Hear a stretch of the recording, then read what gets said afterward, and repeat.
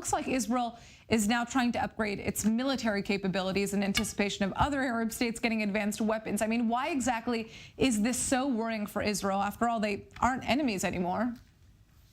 Look, Israel has been used to being the military superior power in the Middle East for decades. So if you ask the defense establishment, they're of course worried because all they're looking out for is Israel's military superiority. If you ask politicians and lawmakers, they see benefits to making deals with the Emirates and with Saudi Arabia possibly, even if it means that they will get a lot of advanced weapons. So it really is an issue that really is tearing Israel apart here. On the one hand, you have a lot of people arguing that this is great for Israel, but defense establishment, they're not so keen on seeing this happen, really. Now, we hear a lot of rumors about other Arab states being essentially ready to normalize ties with Israel, but are they being paid off? The question is, are they getting arms in return for peace with Israel?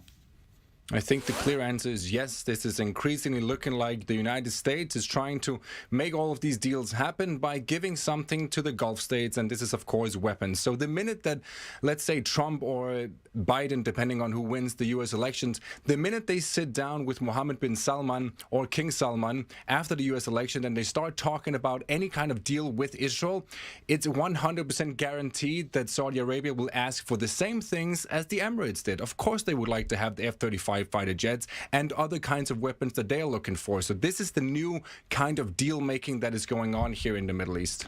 Now, another arms race that many are worried about is, of course, the nuclear race. What is the situation right now in the Middle East when it comes to those aspirations?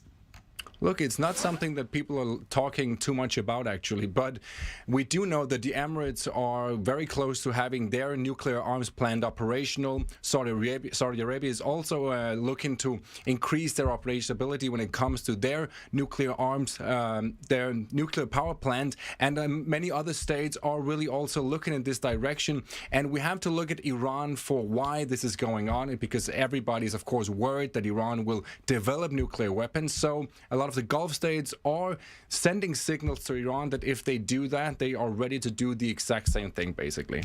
Now, it's widely believed that Israel has nuclear weapons, although Israel's never confirmed that. But how has the fact that everyone believes Israel has nuclear weapons served the nation so far?